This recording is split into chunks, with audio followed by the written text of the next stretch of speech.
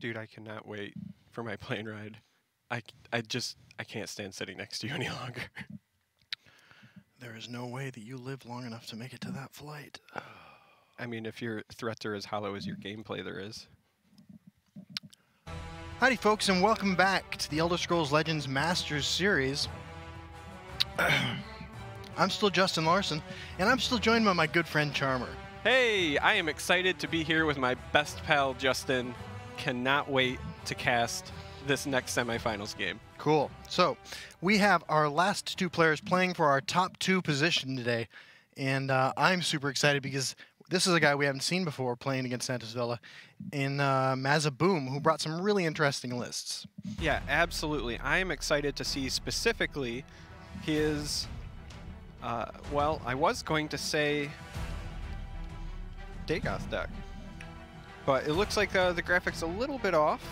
We've got a band that says it's for House Redoran, but it's Xing out Scout, so that's clearly a mistake.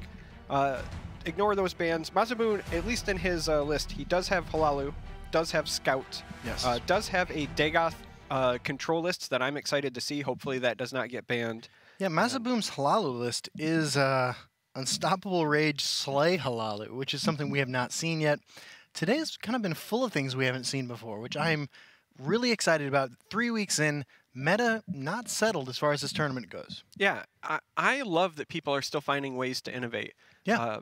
There's a lot of things that we see over and over and over again. Scout is like a known commodity. Right. Well, I'm excited Kalani. that 3 weeks in, you're still finding new ways to screw this cast up. Absolutely. But yeah, Mazaboom is a guy we haven't seen in our top 8 yet, who brought Slay Halalu. I cannot stress this enough. Also brought some traditional scout lists, but also rockin' Dagoth, which is a deck we have not seen as much of. Yeah, we've seen a couple of other players bring control versions of Dagoth. Right. The thing that stands out in his list specifically for me is the presence of Ascended Sleeper. That is not a card that has the seen full 3 copies, right? Yeah, not a card that's seen any play in our qualifiers, and not a ton of play on the ladder either. No, this is a 3/6 with guard. If you control a creature with power 5 or greater, discounts every creature in your hand by 1. Permanently. Yeah, I mean, lots of interesting things you can do with that, Ticks especially in decks that want to utilize Unstoppable Rage, for example. But or decks that want to combine Encano with the red year. also, We almost saw that last week. almost certainly on the mindset of this this player as well. But you just don't see Ascended Sleeper, so I want to see how this plays out. No. Just innovative lists by Mazaboom. Meanwhile, across the aisle, if you will, Santosvella still bringing those mud crabs, still bringing the heat, got some aggressive lists. I would really like to see that monk list that was banned the last time around. Right. That looked like it was very interesting. Again, mid-rangey. That mid-mage list, too, was something that we really saw Santosvella do some pretty impressive things with. Yeah, and it looks like we're going to go into our first game, and we do get to see the Dagoth list. Right, so Mazaboom on Dagoth, Santosvella on Redoran. This should be interesting. The Dagoth list is the reactive deck on paper, but with cards like Hand of Dagoth and the Ring of Magicka, this could quickly turn around. Yeah, so Santosvella is leading off with his Redoran list and has Mudcrab Merchant, great opener. Also has that Gavel we were talking about in the first round as well. Arena All-Star, not huge presence on the ladder. Oh, wow. Santosvella grabbing a Hollow Death Priest could be huge. What have we here? So, Maza here on the Dagoth control list. You know what's interesting about this Hollow Death Priest, though, right? It's like I can see the line of thinking. Oh my god, I need to be able to answer Hand of Dagoth. I think Hand of Dagoth comes down before this, though, right? Yeah, I mean, Death Priest in this matchup, probably not trying to target Hand of Dagoth as much as I think Death Priest is more likely to be targeting Necromancers, things like that. Right. And we see the crab strapping up here, which is kind of one of my favorite things that's been happening in this tournament, to be honest with you. I don't know. Ever since I saw that video where the crab had the knife, then later I saw a crab with 2 knives. I don't know, seeing a crab with a sword is just sort of the next logical step in this the story for me. All right, so Santosvella gonna develop the Mammoth. Interesting choice, interesting decision to play at field. You know, It is. Sanctuary Pet is gonna take out something, so now you're kind of saying, all right, pick your poison. Right. Gavel the Ordinator. Oh, I can imagine. Well, no, looks like that that guy's not surviving this turn. Saving that last ring charge, I think, is pretty important. Yeah, you were kind of mentally imagining a mud crab that was dual wielding a gavel and a scimitar, weren't you? That's Yeah, what was yeah. going on in your brain. Absolutely, I needed that in my life. I mean, mentally, I'm still there right now. I'm dancing with it. Scuttle, scuttle. All right. So Santosvella has some decisions to make here. Right. Because with 4 Magicka, there are a lot of options. That Earthbone Spinner, if you really were worried about Daggerfall getting a tome, could be an option. Cloud Rest, always an option on 4, even though you're not getting like that great of a value trade here. The minute you commit that Earthbone Spinner, though, is when every Dagoth player in the world plays Hand of Dagoth. plans Hand of Absolutely. Dagoth, yeah. I am also kind of a big fan of Barrow Stalker and Gavel here. The forest will Yeah. not suffer Wow, your no, the presence. spinner comes down, and you gotta feel like Santosvella might be Yeah. regretting that here shortly. Incoming punishment. The reason I was considering that that Gavel, right, and the Barrow Stalker meant that Daggerfall Mage by itself couldn't attack into your group, That's right. and then Gavel would have let the Mammoth go over top of the 1/2 with breakthrough, not take any damage. Yeah. If you're Santosvella, what are you even thinking right now? Well, I mean, you're kind of cursing yourself for already playing the spinner, but you can't take that back. So pressure, pressure, pressure is probably what's on your mind. And then I think you, Now you're just swearing, right? yeah, Now you're just swearing. now you're definitely not happy. No. I was gonna say I think you develop some options so that you can eventually get rid of that hand. Right.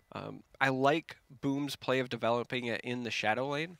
It provides less options for Santosvella to interact with it, and then if they need to, they can Archer's Gambit it over. I think that if I'm Santosvella and I am fixated on removing that hand, and I don't know about the Archer's Gambit, I Barrow Stalker Withered Hand Cultist in opposition in the shadow lane, with my intention being of using the Barrow Stalker to get the ward off and Gavel the Ordinator on the Cultist to trade. Yeah. That's a solid game plan. It sadly won't work out well because of presence of Gambit. Right. Gambit's so A good distraction in might prove the useful. Dagoth list because while it's fantastic with lethal creatures, it does gain you some extra health with Hand of Dagoth if Yeah. you really need it. Yeah, this Gambit is going to ping the... Yeah, I was going to say, it's got to be the Mammoth so that the Thieves Guild recruit can trade. This will run over the Cloud Rest. Yeah. And we are 28-26 with Mazaboom I might even sitting on- consider Harpy here if I really want to protect my hand, and it does look like that's the play. Yep. Daggerfall would have been an acceptable option as well, but I like Yeah. protecting my hand. I agree. Yeah, this is tough. You can lay down an Emperor's Blade and a Barrow Stalker. It's not terrible. You're fighting a losing battle, though, against these large Dagoth resources. And you kind of have to commit that Hollow Death Priest sooner rather than later. Yeah, every turn that goes by that Hand of Dagoth stays on the board, though, you know Santosvella is kicking himself for playing that spinner. Absolutely. And there's something to be said, too, about right now, you know, that Hand of Dagoth is going to break a rune, and you lay down the Barrow Stalker Emperor's Blade, that is not the case. I smell the stench of the living. Waka watches over me. So, Okay. apparently, the Barrow Stalker smells something stinky, and it's Chewbacca who's watching over us. Nice. Makes sense, all that fur. Right. What do you suppose Chewbacca smells like when he's all wet? Dog? Cat? I'm gonna go with like fresh linen. I think he smells like a downy bear. That's I an do interesting love a twist. good fight. So, going into turn 7, it looks like Santos will have the opportunity to kill the Hand of Dagoth. Vigilant Giant coming down soon. Needs to commit that Hollow Death Priest as well.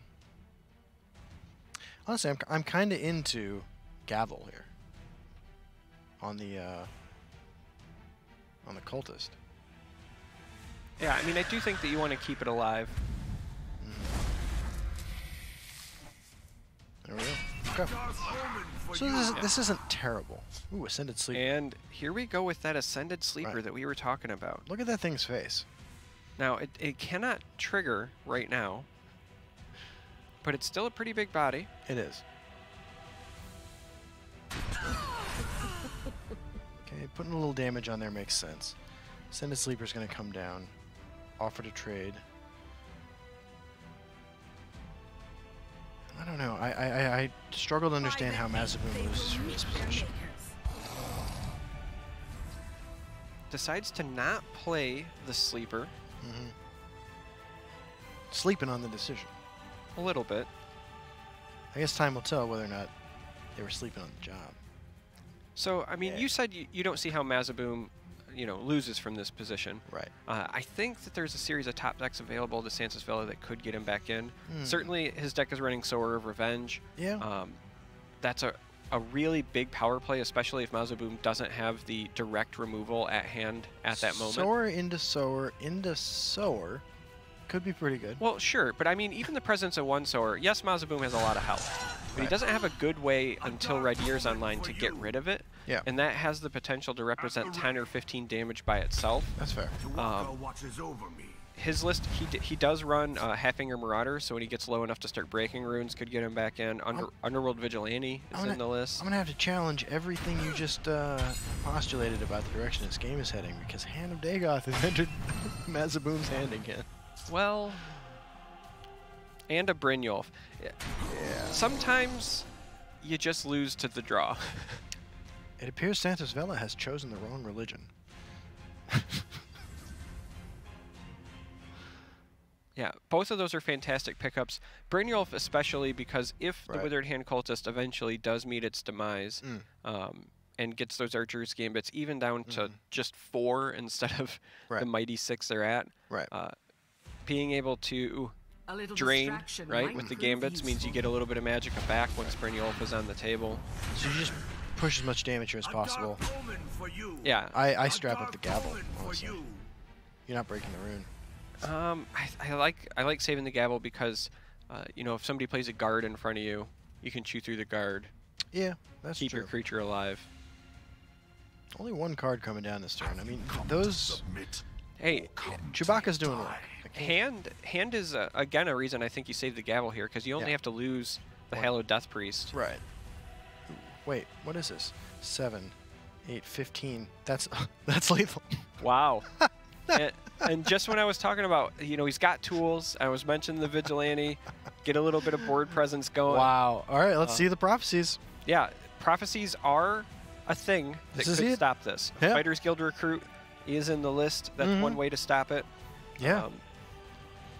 Actually, that might be the only... Harpies. Harpies are another way that you could prevent it.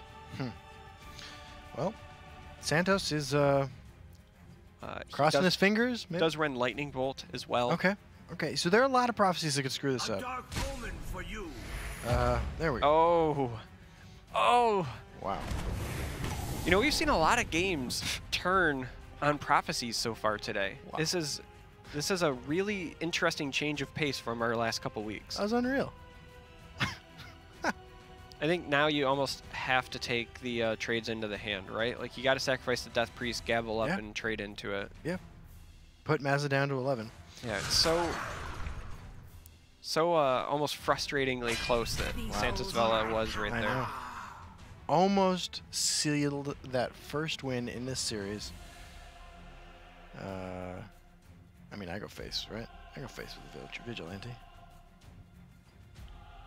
I don't see a ton of benefit to saving it. Yeah. There's nowhere they can hide. And at that moment, too, you send the message, hey, man, I had lethal. Yeah, that as well. Yeah. Ascended Sleeper. Actually, I kind of liked Ascended Sleeper Archer's Gambit.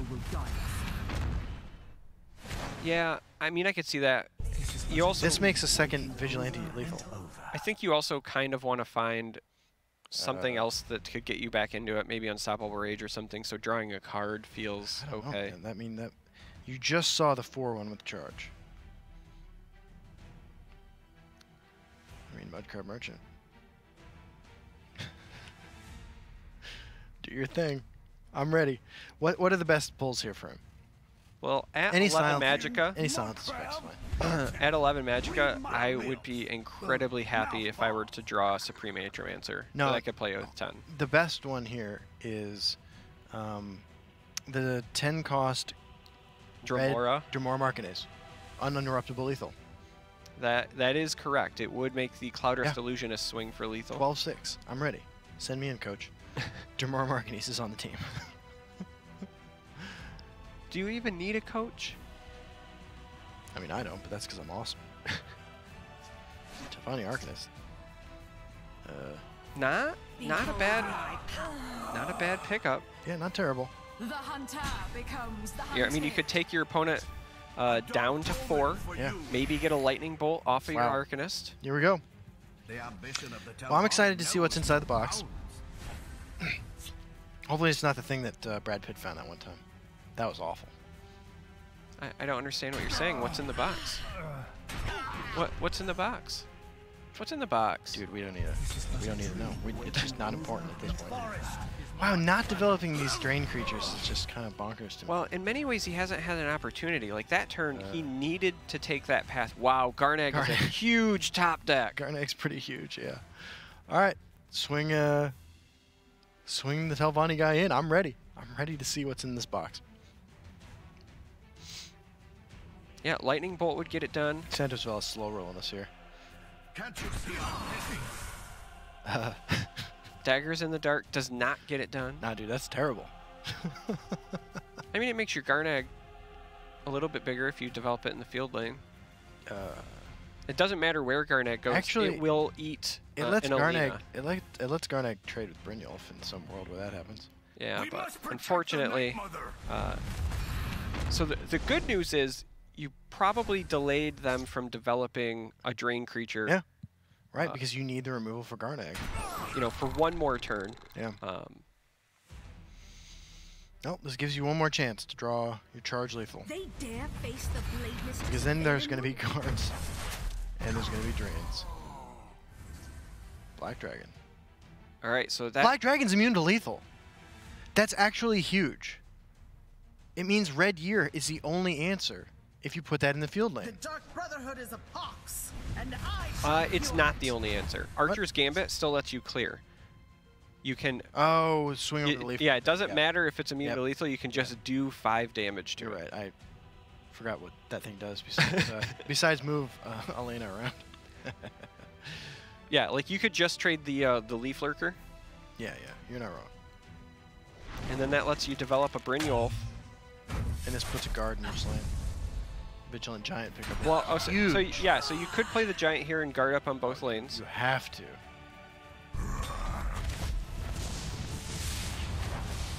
Snake Tooth Necklace. Oh yeah, now that essentially This game is over.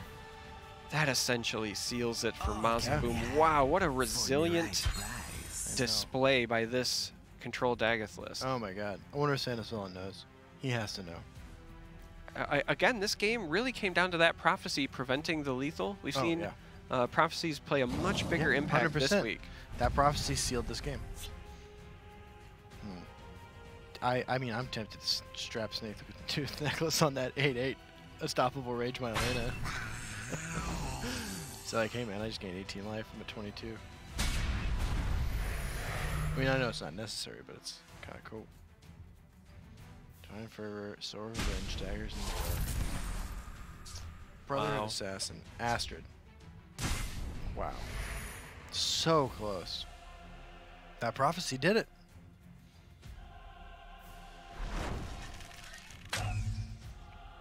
What? I think he just wants the drain more than he wants to kill the 5/5. Wow, that seems a little excessive. Well, and we got the concession. So Wow. I mean, might be excessive, but it gets the victory. Yeah, the drain It was did. a really big That part was of that. huge. So. Wow, Mazaboom just kind of a look. The prophecy was essential to keep Mazaboom in that game, but the play was excellent. Yeah, I mean, you can't fault a player for taking advantage of a prophecy. It's the whole reason you put him in your deck. No. And huge kudos to Santosvella too in that game for navigating through multiple drain creatures, you know, presenting lethal on board. That was as close as I think you could possibly have asked for Yeah. a game like that. To come back after Hand of Dagoth has gained so much life from Mazaboom and be within striking range of lethal only to be shut down by a prophecy. It's huge. It's huge. In my opinion, it speaks a lot to Santosvella's game plan. He could have given up much sooner. He stuck with it and was this close to being rewarded. Repeatedly. Yeah, I totally agree. That was a pretty epic one. And I liked seeing that Dagoth list. That seemed like it handled pretty well. You know, I think that a lot of times you see Dagoth decks running a certain number of prophecies, a little higher percentage than usual. And it certainly paid off in this case. Yeah, in many ways, I feel like the Dagoth control lists that we've seen so far in the Qualifier series have had more prophecies than the other control decks. Absolutely. But that's because many of the lists we've seen aren't running the Drain Vitality package. Right. So that's you true. need the prophecies to kind of survive the early game a little bit more, in my opinion. And that's exactly what they did here. Yeah, absolutely. So we had a, what was that, a 20-point life swing in one turn? Yeah, it was massive is what it was. 18 it was points it was a giant swing in life. Get out. Just go. Just go. All right. So it does look like we have the correct list this time. Santosvella still has his Monk, Mage, and Redoran lists. All available. His Warrior's been banned. Kind of an interesting one to have banned.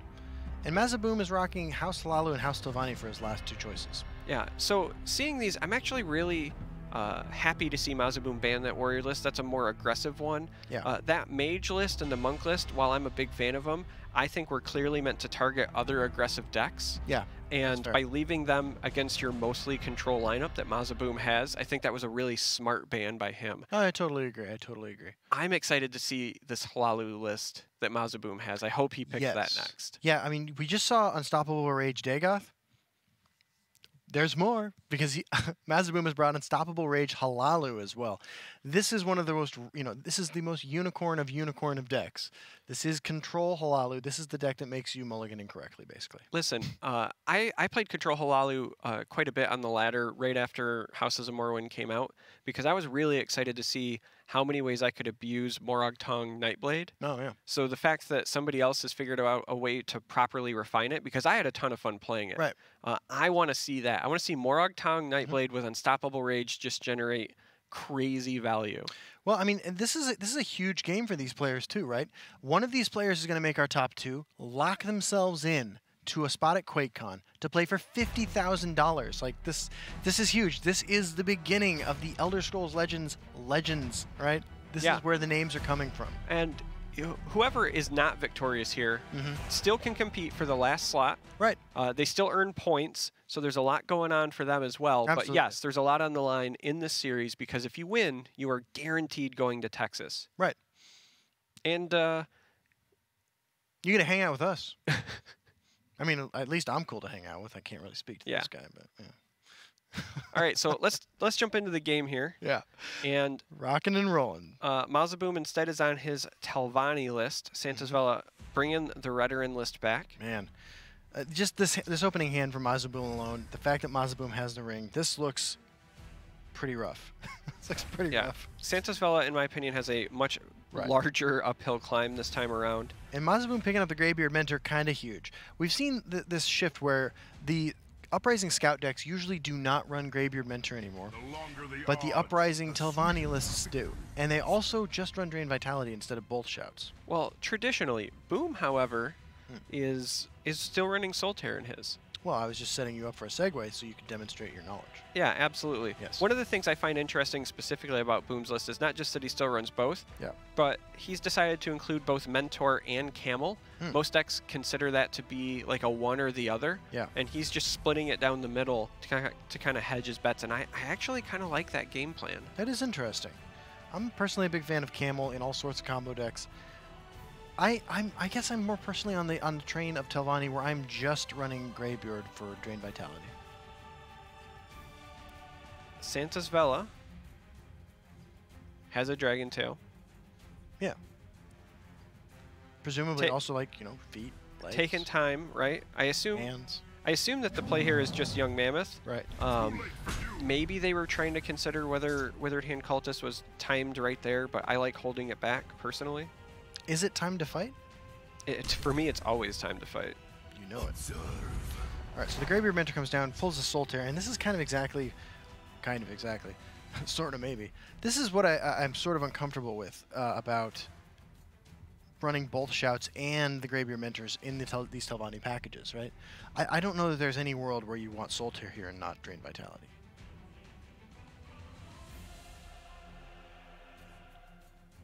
I do like Sun and Shadow coming up. I'm excited for that.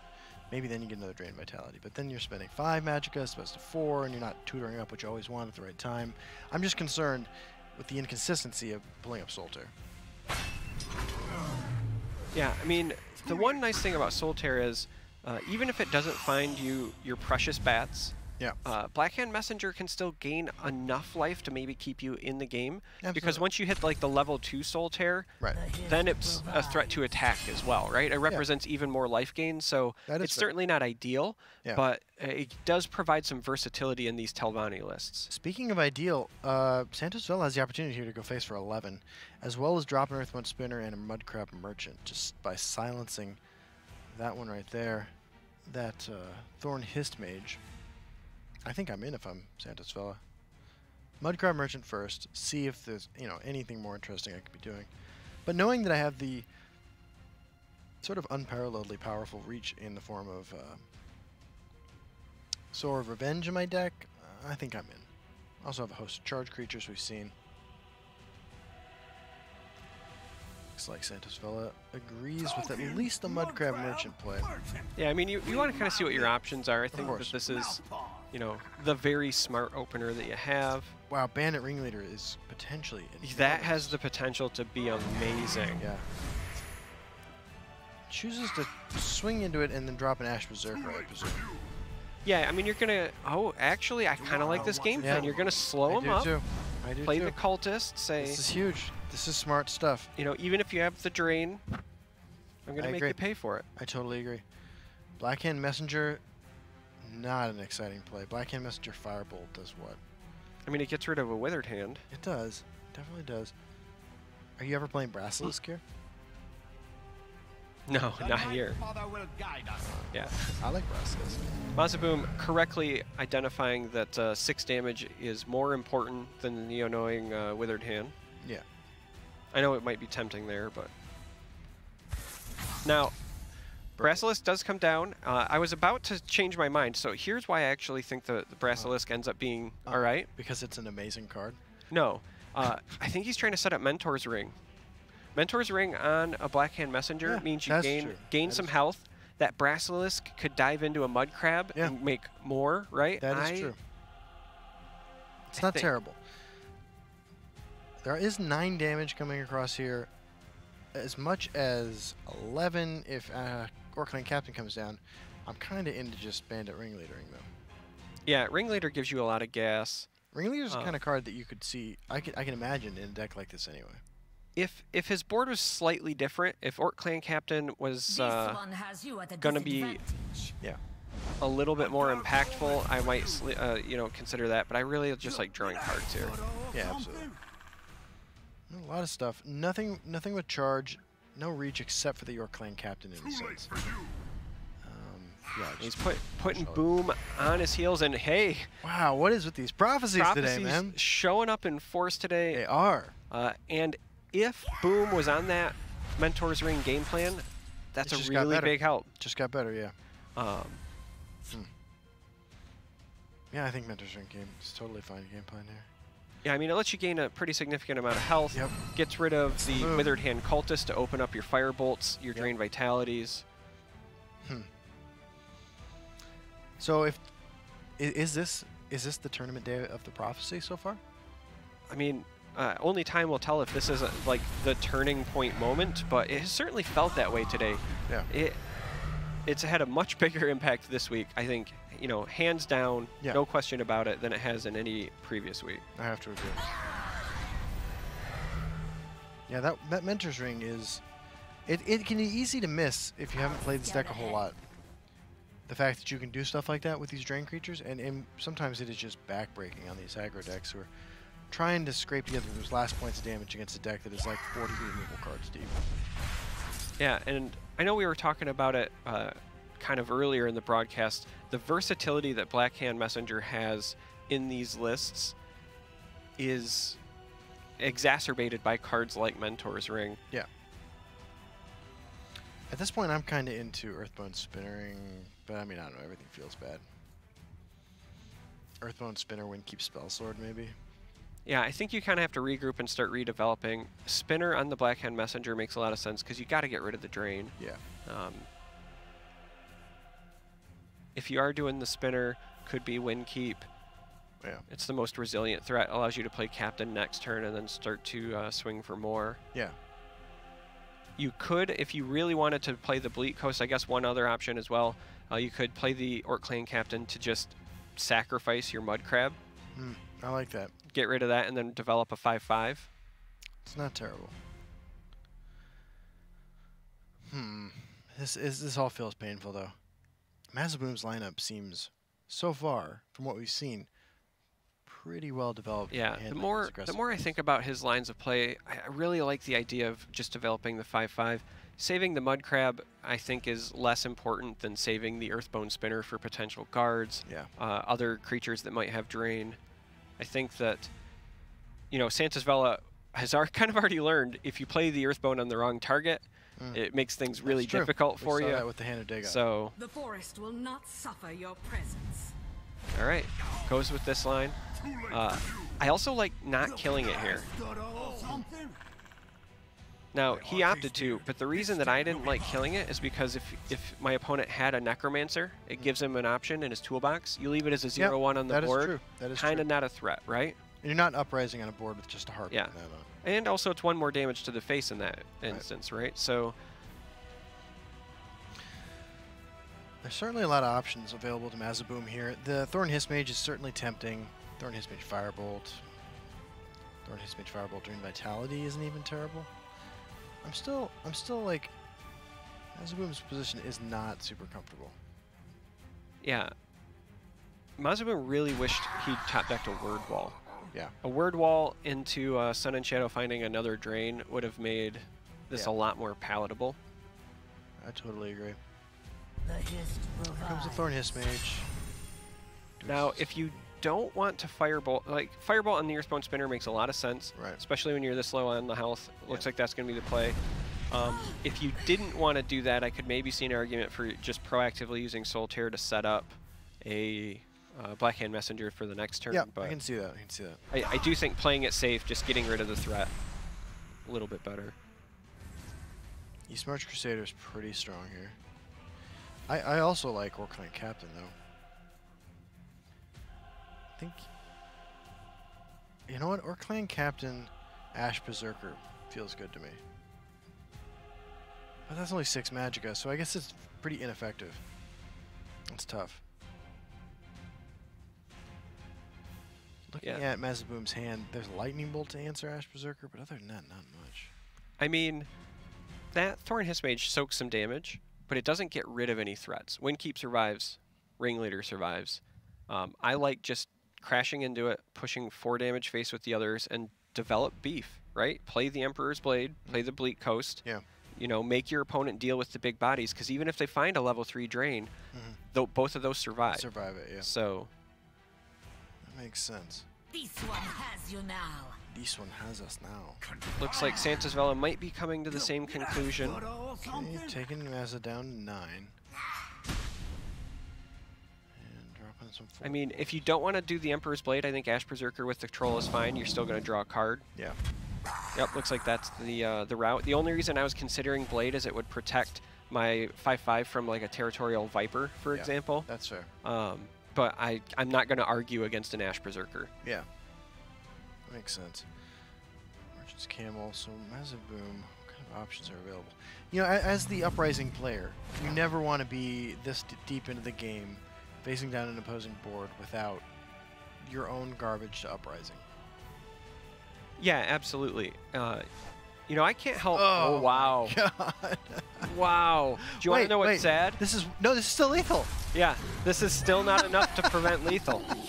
The Orc clan captain is going to be enough for Santosvella. No, wait, let's give it Gavel the Ordinator. Let's give it to Gavel. I think he's just going to just get out of here. No. No, All right. no BM. Nice. Mazaboom almost securing a board clear there, but instead Santosvella going to secure that troll lethal. Yeah, absolutely. So congratulations to Santosvella trolling his way to a tied series at 1-1. Wow. I can't help but think about what you were mentioning earlier. Whether or not running Solitaire instead of just Drain Vitality like, say, Turquoise Link was doing earlier is what cost him there. Because if either one of those Solitaires are the Drain Vitalities, maybe a different outcome. I totally agree with myself. I think that things would have been a lot better for him if he had not been running Solitaire and the Greybeard package. Yeah. Beautifully executed by Santosvella. I agree. I totally agree. Great job of just kind of like matriculating your pressure. It's slow. It's consistent. Make sure you have just enough on the board to make your opponent feel overwhelmed at any given moment. I think he navigated that beautifully. I agree. Now, when you say matriculated, are you obligated to sing that do do do do do do, or is that just? I associate that word with graduating from college.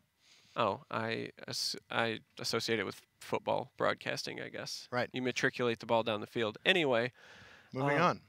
I'm excited to see what they bring here to the next game. No, I really want to see this House Lalu Slay deck, and I kind of want to see Santovella's Monk deck because we haven't seen it yet. Yeah, we kind of have two older school decks versus two newer school decks here, right? We have mid-mage with a heavy prophecy bent, and we have mid-monk on Santosvella's side. These are decks that in different iterations have been around for a long time. In Mazaboom's hands, we have House Halalu and House Telvanni doing two very different things than Legends was doing like a year ago, for instance, right? Yeah. And I'm super excited to see this battle of old versus new. Santosvella, a guy who's been playing since closed beta, right?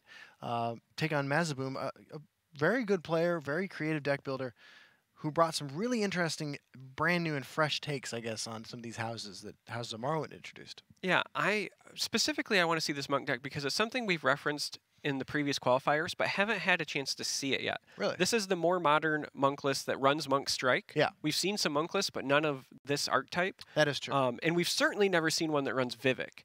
No. So I'm excited to see that as well. Yeah, I definitely want to see Vivek in action. I feel like it's not a great idea to rely on Vivek to win you a game, but it would be super cool if it did. Well, we don't have to wait very long. All right. We do get to see Santosvella on his Monk list. Awesome. Mazaboom has decided, you know what, that wasn't a good representation of my Telvanni list. Let's bring that back to the table. All right, Santosvella's hand, Curse, Gloomlurker, Black Dragon, Cliff Racer. This is what every time I play mid-monk, man, this is what my opening hands look like. I don't think you're angry at this, honestly. With the Ring of Magicka, you get to start with a 3-1. Yeah. I mean, that's good enough to start for opening pressure if you want. Okay. Black Dragon is a great 4-drop. Cliff Racer, certainly good. Mournhold Trader makes things a little bit better. I like this. Oh, man, I get so uncomfortable every time I play Mournhold Trader. Every time. Yeah? Yeah. Even if you have a curse in hand? Yeah. Of course, I'm on your side. Well, I don't know why. Of course he's on your side. He says he's on my side, but then he gives these guard creatures to my opponents, and then I can't connect with my skulks anymore. Oh, man, I get super frustrated. Wow. Just goes face and says, I'll gain health. You got to deal with this bat yourself. That feels kind of aggressive. You know, I like seeing Daring Cutpurse in this list because this is a card, if you played the game when it was in open beta, oh yeah, was one of the most powerful cards in the staple. game. Yeah. Absolute staple in anything that was aggressive and agility based, and then it kind of fell by the wayside. The world before Sorcerer's Negation was a different world. Oh, yeah, that's a completely fair assessment. Yeah. In terms of what Santosvella has to do to win here, one of the keys that I think we should kind of keep an eye out for is the big burst combos this deck provides. Monk Strike is a lot of reach. This list does run Snowy Sabercat as well. So if that goes unanswered, it could take a big chunk of health like out of 12 Mazaboom. damage, right? Yeah. Got the Gloomlurker coming down. Ice Storm in Mazaboom's hand has to feel bad for fans of Santosvella at home. I have to say, Mazaboom's hand does a whole lot of nothing, but it does it really, really well. I think it does everything it needs to do here. Exactly. Firebolt is a great answer. Yes. It's worth pointing out, though, that, well, until Sorcerer's Negation hit that poor innocent cat, the Cutpurse was going to get outside of Ice Storm range before Ice Storm hit. Yeah, not anymore. No, you're right, not anymore. Just like that, we have potentially a Mudcrab Merchant. Yeah. Assuming you were just planning on playing Black Dragon here, wouldn't be shocked to see it be Mudcrab Merchant into that, but he says no, I want to play Cliff Racer. You know, dude, honestly, I'm kind of surprised. I can imagine a world where Black Dragon hitting Word Wall is awesome. Yeah? Yeah. Discard them all. Mazaboom is doing what it needs to do, right? Just survive. Booming. The longer this goes, the more I'm favored. No, of course. You're playing Uprising till then. Mudcrab Merchant needs to give Santosvella casting the time, maybe? I'm not sure what you're looking for Santosvella. Some kind of limitless value engine that can't be removed. Or Vermina. Could be pretty good. You do get to lay down the Black Dragon. Following turn, you get to lay down Morthal Executioner. But that Ice Storm just looks painful. Yeah, that Ice Storm is feeling very oppressive. It's cold. Very cold. Very cold, very unwelcoming. Yes, burr. Morthal Executioner is such an interesting one. Emperor Titus meme. Assembled Titan. Wow. Really? Here's why that decision had to suck for Santosvella, and here's why. Yeah.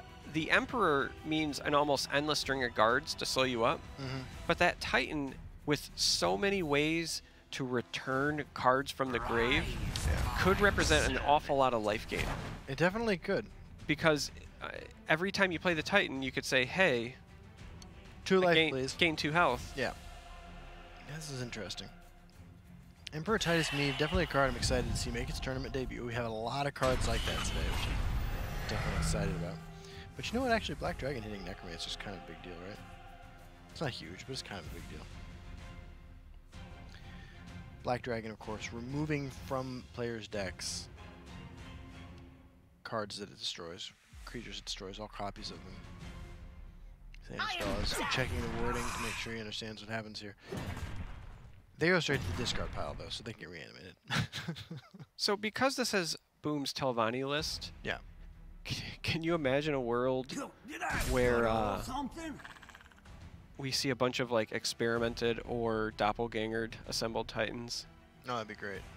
I'm down. I'm totally down. Factotum. You know, actually, Factotums did make brief tournament appearances right after they were released with Clockwork City. That is We correct. saw them in Archer. An Assassin. They were pretty popular for a while. So it's not totally impossible that we could see something like that today. We almost saw somebody play Infinite Irons, and that was pretty sweet.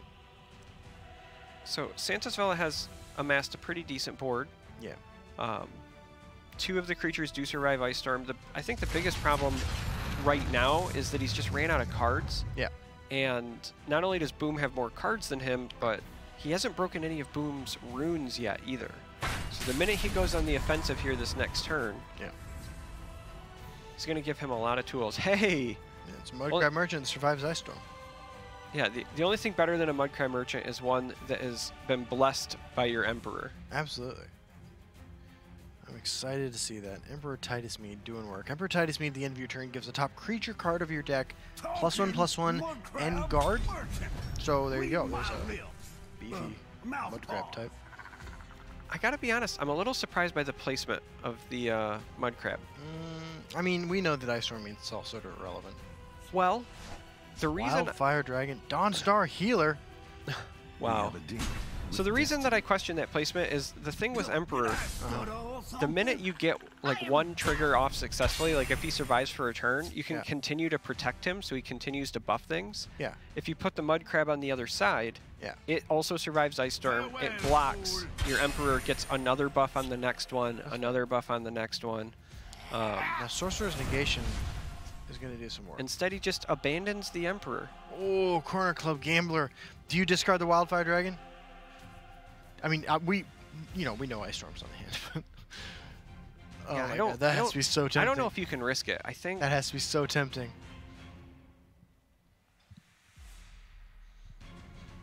I mean, he's certainly considering it. I don't know if you could risk it, though. Because it's not even just the Ice Storm that you'd be worried about. Right. Like, Sorcerer's Care to Negation make a punishes you friendly hard. Ugh. But he does it.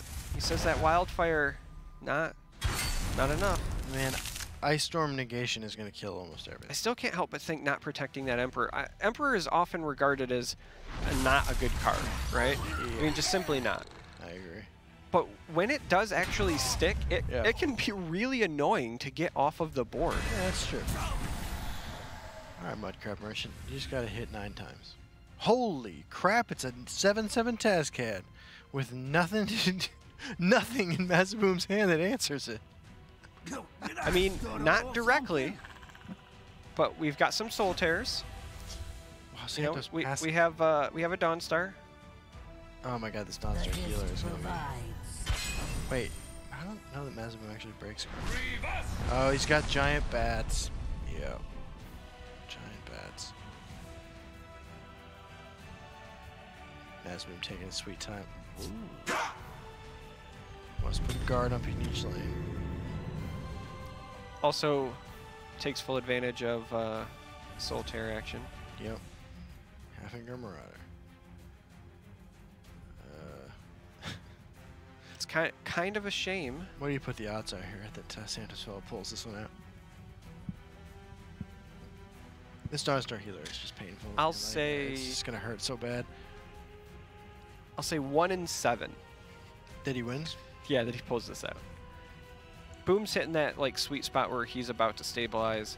Yeah. Santosvella, with the right top decks, could go a long way. If Mazaboom gets greedy and starts breaking runes, Santosvella could get back in it with Monk Strike. Did I stutter or something? Shrieking Harpy's gonna. I mean, he's got a Harpy and a Bolt to deal with that, to deal with that Tazcad. Yeah. But if he didn't, Marauder getting some value Yeah. could go a long way. Santosvella wants to draw Mudcrab Merchant. Shall we put in a dishonest day's rent? Dawnstar Oh. healer. Oh my god. I Telvanni has become mid-monk. actually kind of like what he was thinking there. If you would have played Dawnstar,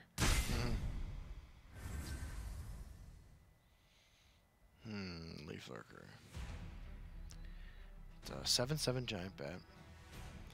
It's a 4/5 Brynjolf. It's 11 drain. I don't know, man. Seems rough. yeah, not only is it 11 drain, but Brynjolf's going to provide some extra magicka. You also have the Dawnstar healer, so if the drain goes straight to the face, Yeah. you're looking at essentially 9 more health off of that. Yeah, this is tough. I mean, having a Marauder can come down and can give you Dragon Priest Mask, which will give you more Mudcrab Merchant stuff. And then you have enough magicka to play Winter's Grasp if you take it off of it. Yeah. I mean, there are certainly outs here for Santosvella. He's choosing to trade, Yeah. but there were outs. But here's the thing, right? Boom's about to gain a lot of health. No question about that. Oh yeah. But he doesn't have enough for lethal. And just like I said, if Santosvella gets the right tools here, he could gain a bunch of health back and swing this in his favor. That is one of the beautiful things about mid-monk, is that it can actually take a beating and then get a lot of health back. Brotherhood Slayer's kind of huge. Just give me a name. Unfortunately for Santosvella, Mazaboom is going to gain so much life that like nothing gains weapons.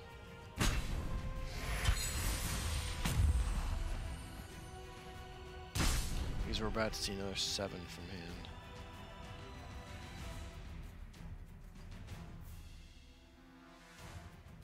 Lightning bolt on the ground. Ooh, no one. Okay. Just wants to giant bat into the 5/3, I guess.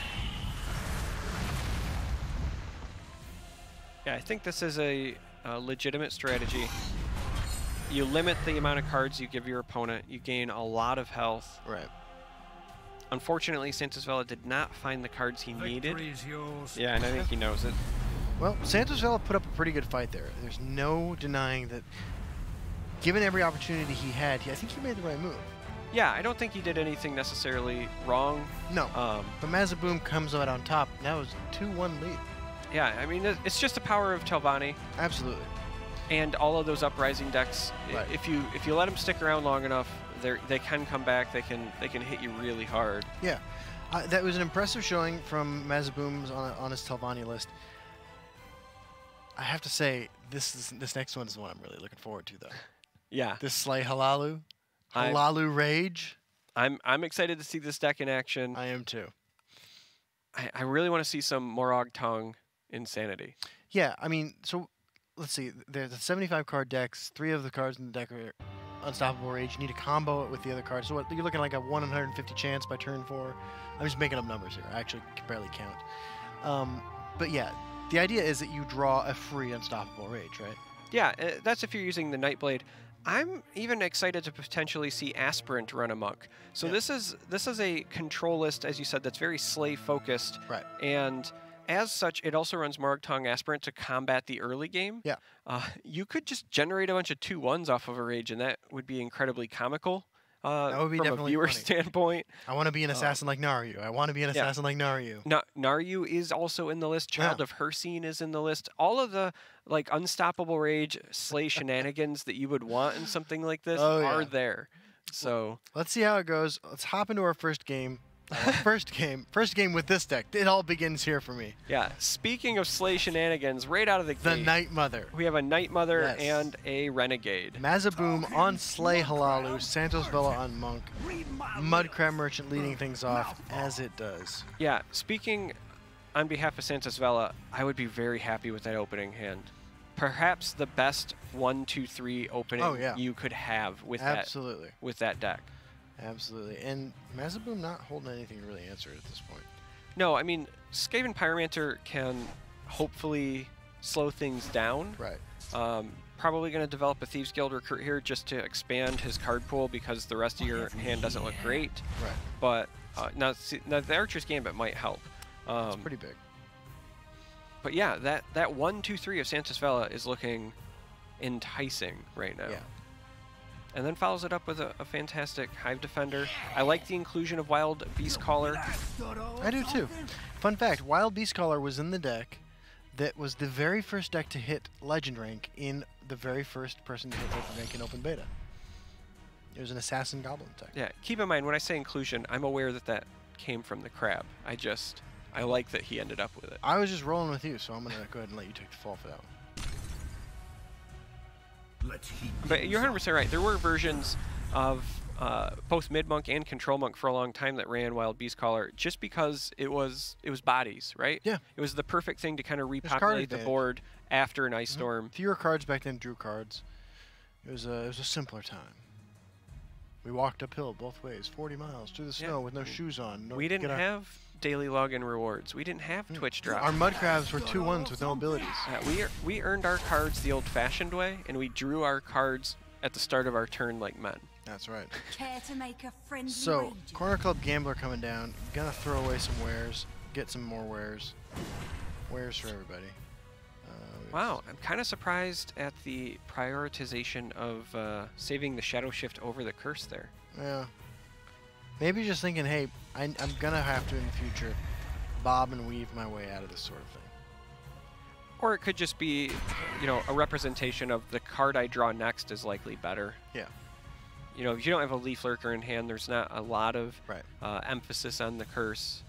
Now, the Night Mother, I feel like obligated to point this out because this card sees so little play and it's a unique legendary. You can activate it to put a 0/1 target with guard into play under your opponent's control, and it has a count that when it reaches 20 of your opponent's creatures slain, your opponent loses 20 life, you gain 20 life, and you draw up to 10 cards. Yeah, you basically draw until your hand is full. Yes.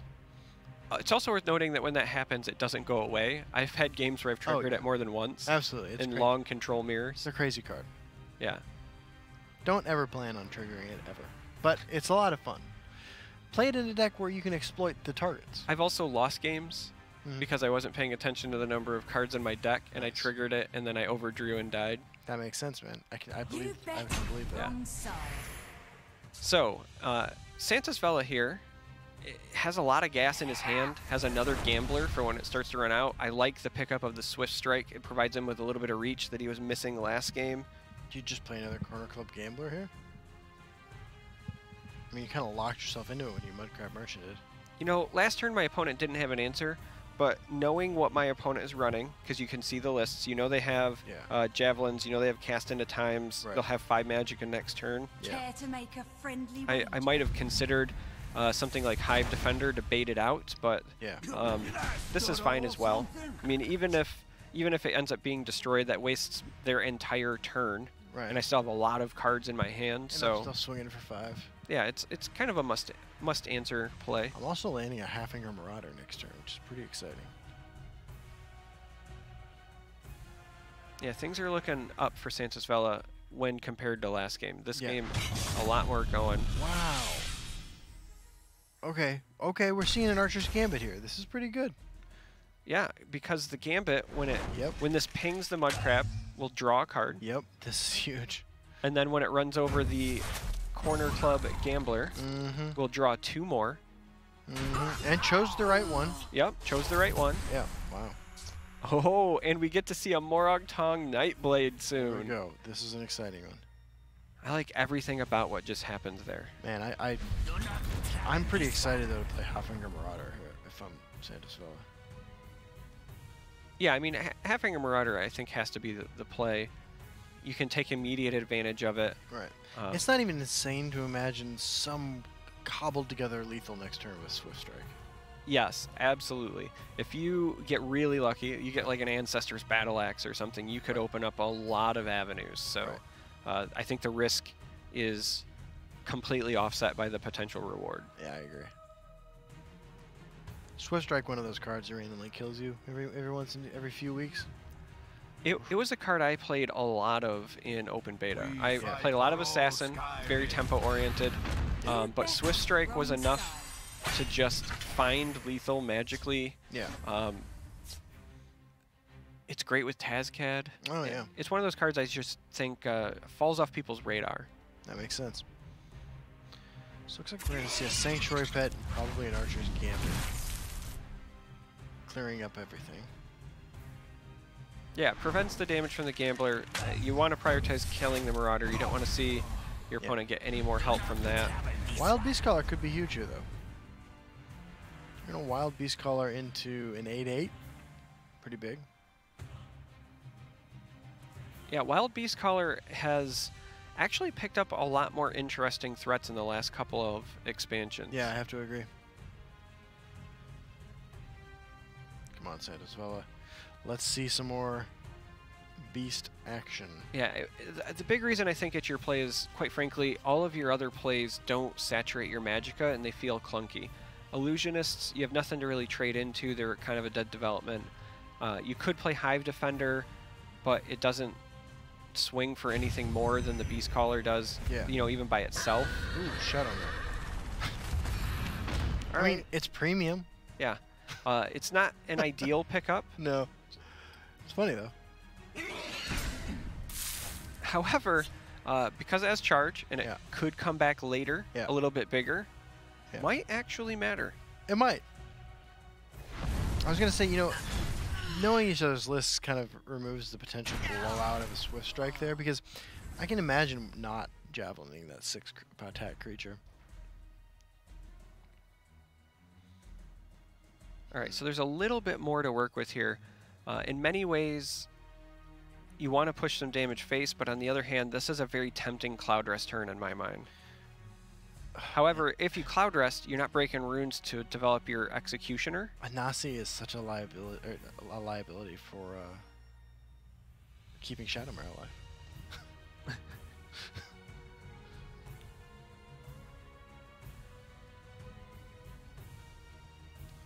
A little distraction might this prove isn't terrible. useful.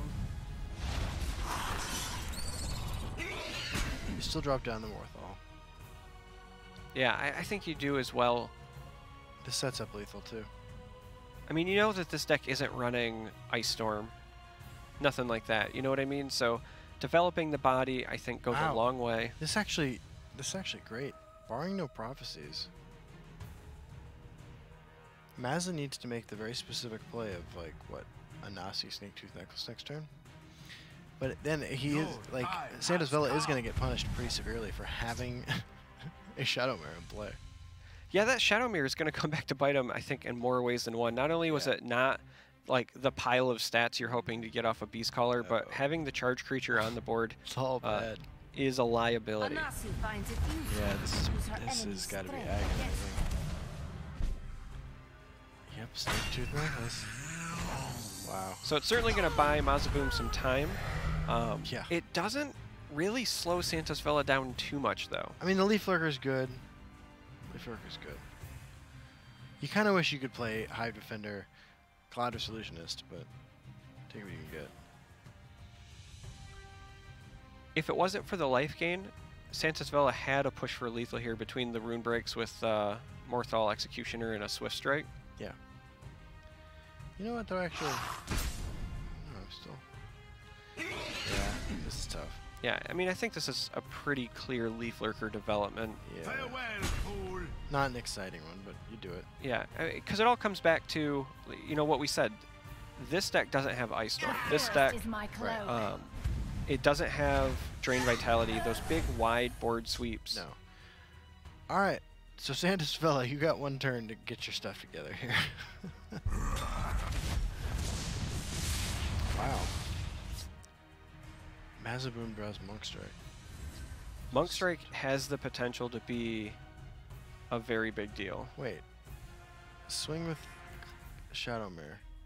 Leaf Lurker. Swing Yeah, you're doing the math right. Yeah. You're doing the math right, sir. It's going to depend on whether prophecies get run Let's see into. what But happens here. there is a path Yep. to lethal. There it is. All right. What do we got? What we There it have is. Santosvella Swift Strike lethal. Swift Strike bringing it home. Wow. We're going to go to Game 5. Every single one of these goes to Game 5, it seems. It's a lot of very talented players. Yeah. This has Back and been forth action. some really great series. I mean, like, I cannot get enough of this, I have to say. Yeah. I really feel like the big turning point for this was the beginning, the opening hand. Santosvella had the ideal 1-2-3 opener. And It was really, strong. like, Mazaboom was just on his heels the entire match as a result. I agree. Yeah, it didn't seem like that Slay Halalu deck really matched up very well against what Santosvella was doing there. I was excited to see that deck. We are going to get a chance to see it again because he needs to win with it if he wants to advance. And both these players now are down to their final opportunity in this game to make it to today's top 2 for a guaranteed shot at QuakeCon. Yeah, there is a lot on the line Yes. in this game. This single game, the winner going to QuakeCon. This is huge. Santosvella- House Halalu versus Mage. Yeah, I was going to say, Santosvella on his mage list. We've Yes. already seen it once. Yes. Bit of a mid-range list, lots of prophecy. I don't think the prophecy will matter as much. No. But things in it that I do like that match up well against the Slay Halalu list are the ward creatures. Oh, so, absolutely. Ward Crafter, Daggerfall Mage, Telvas Magister is a big one here as well. I totally agree. Conversely, though, we have Cast into Time. Yeah. We have Piercing Javelin. So it's not like the Halalu list doesn't have answers to it. I really think the story of this is going to come down to, you know, does Santosvella get his resilient threats and does Mazaboom find answers? I totally agree. Speaking of finding answers, if you think you've solved the format, you still have one more week to sign up for this. Absolutely. Yes. This is not the end. We still have a 4th qualifier. Yes. They are open tournaments. Anyone can participate. There's a URL on the screen right now where you can go sign up for the 4th qualifier. You could be going to Texas, competing at QuakeCon. Yes. Hanging out with us. Hanging out with me. Trying to earn part of $50,000. That's a ton of money. That is a lot of septums. I actually don't know how to translate dollars into septums. Yeah, I don't know either. I don't know what the current exchange is, but we should probably find a banker and ask. Or a merchant. Perhaps a mud crab. Perhaps. Well, so We have one more game in our Mazaboom Santosvella series, Mage versus Slay Halalu. One of these guys is going to play gun. Those are words I was not thinking I was going to say No. this morning either. No, I expect a lot of Telvanni versus Scout Yeah. versus Halalu. Halalu, But not Slay Halalu. Let me just say this. That's what's so exciting about Legends to me is that Yeah. even when you have what I would call a quote-unquote solved meta, right? I'll Right. do the air quotes, solved meta. You still have these off-meta lists coming in Yeah. and competing at the highest level, showing that there is room for innovation, right? Absolutely. The fact that we're going to have Mage versus Slay Halalu to determine a spot at QuakeCon Yeah. speaks a lot to this game and how far skill can take you, I agree. how well balanced it is for the most part. Mhm. You know, drain vitality. But seriously, like it's one of the things I love so much about Yeah. Legends. I totally agree. You know, the game is well balanced enough that almost anything is usually viable, and we've seen that for 3 weeks now as people, you know, evolve their strategies and move on to bigger and better things. Speaking of bigger and better things, we're off the screen because we are into our 5th game in this series. All right, so Mazaboom gets to keep an aspirant Dude. with the Ring of Magica. Dude, it's I Duke love Vedem Dren. this. It's Duke Vedem Dren. And Yeah. Vivek. Oh my god. Yeah, so we've got some new players who have entered the game, the Duke and Vivek. Two cards we have not yet seen in the Master Series, but I'm really excited about this Me aspirant too. opener because Yeah, it's hard to deal with. the crossbow means it can replicate before you respond if this harpy comes down like I expect. Oh my god. You know what? I'm looking at Vivek's art here. You see that giant spear he has behind his back? That's a pretty cool looking weapon. Yeah? Do you know anything about that weapon? No, actually I don't. You know? No. It looks so familiar. I can't quite place why I think I've seen that thing before. Maybe some of you lore experts in chat can tell us where Vivek's weapon comes from.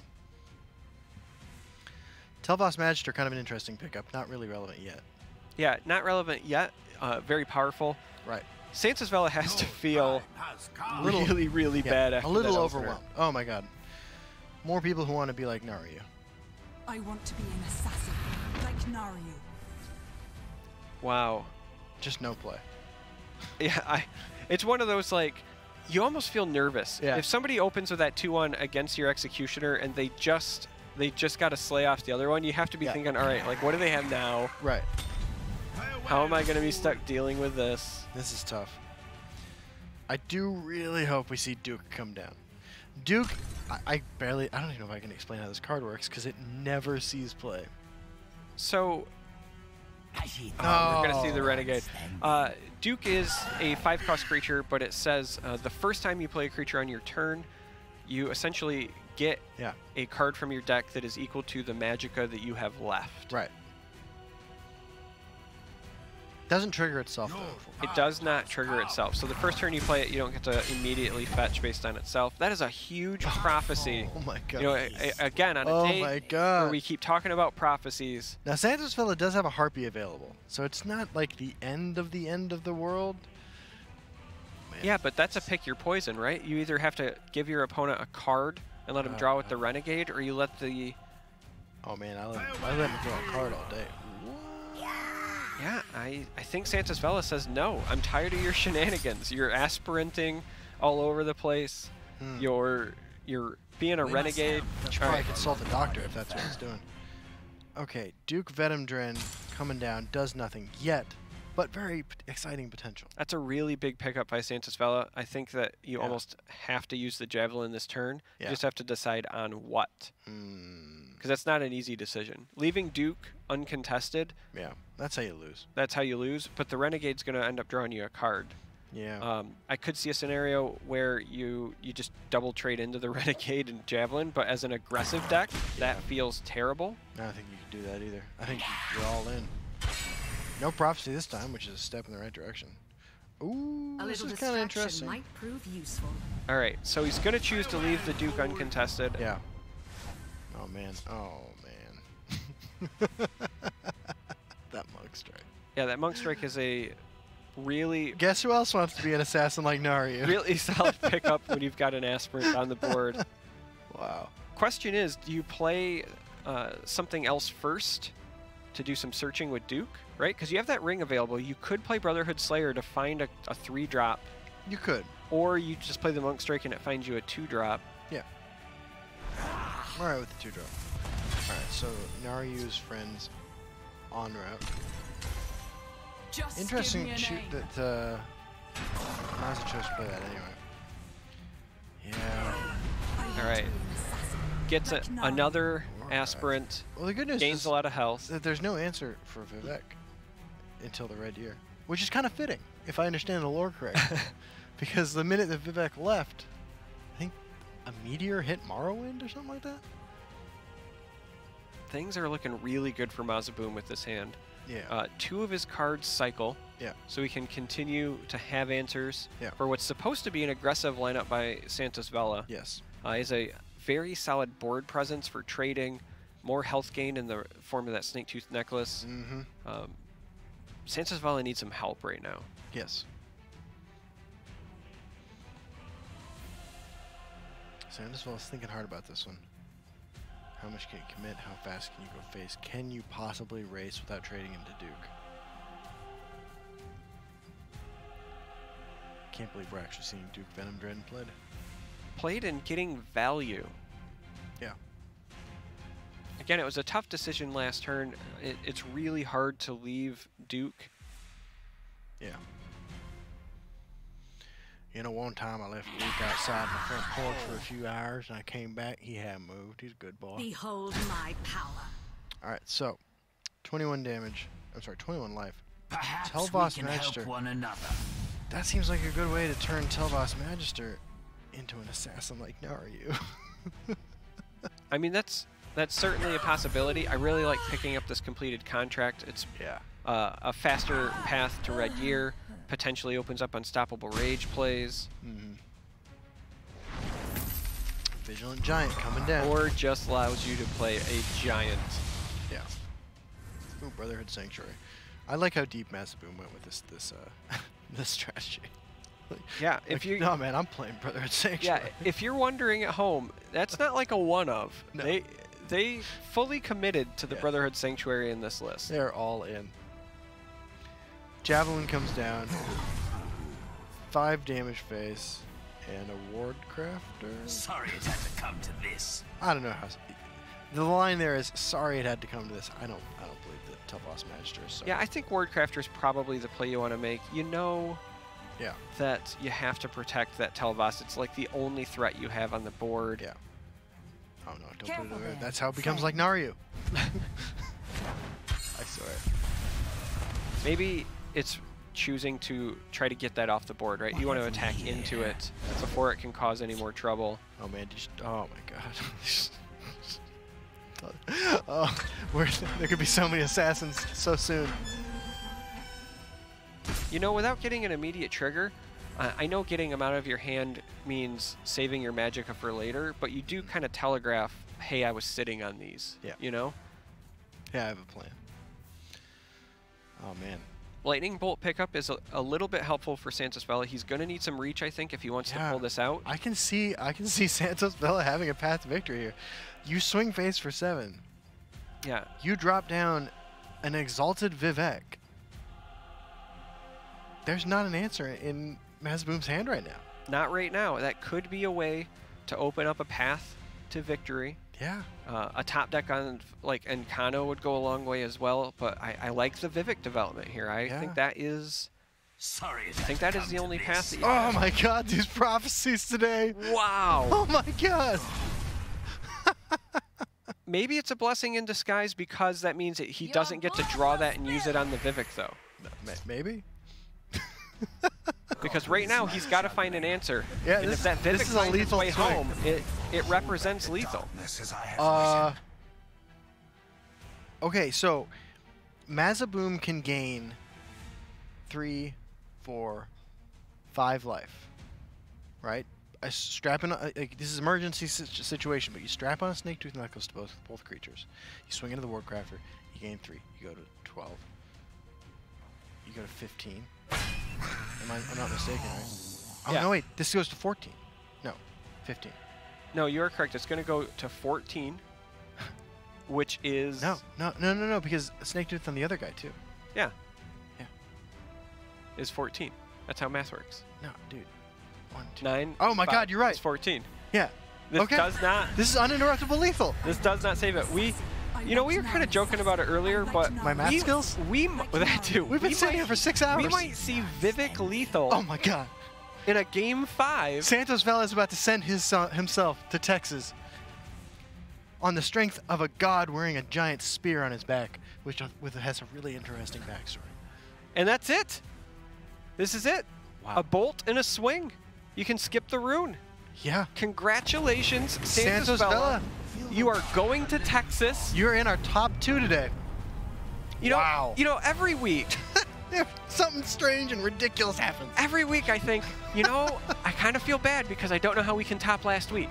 If it's not like Mudcrab into Mundastone lethals or like Raiding Party top decks, today we're seeing Camlorn Hero top decks, and now Vivek lethal. Slay Halalu with multiple Brotherhood Sanctuaries in play. That was an incredible series right there. Wow. Congratulations, Santosvella. You're going to QuakeCon. Yeah. You're making it, dude. That being said, we still get to see Mazaboom play. Oh, yeah. We get to Right? see more of this. We get to see more of that. There is still a spot on the line. Yes. We get to see Turquoise Link, Yes. Mazaboom take some innovative lists, go head to head. Mhm. Yeah, let's take a look at our bracket real quick so we know exactly what we got going on for the rest of the day. Because there's more incredible legends to come. Yeah, absolutely. The fun is not over. There's still a lot on the line. This is great. So our champion is going to be one of Burn the Sky and Santosvella. Yes. That's going to be the last match we watch today. But before then, we got something cool. Yeah, we have Turquoise Link playing against Mazaboom. Yes. With a lot on the line. Yes. The winner, guaranteed spot at QuakeCon. Going to QuakeCon as well. The loser accumulates a lot of points. Yes. Right? There's a lot to be said about that. But the winner guarantees himself a spot at Texas, so there's a lot on the line in that game. This is huge. Third place match is coming up next in just a few minutes. It's going to be Turquoise Link versus Mazaboom. Oh, I am strapped in and I am ready to go. Yeah, we want to know who you think is going to pull this off. Yes. Who's going to be our last spot at QuakeCon? Tweet that out there. Tweet that to us. So again, hashtag TESL Masters. Yeah. Again, that's hashtag TESL Masters. Dude. Let us know who you think is going to be slot number 3 going to QuakeCon. We'll be right back. We'll be right back with that matchup.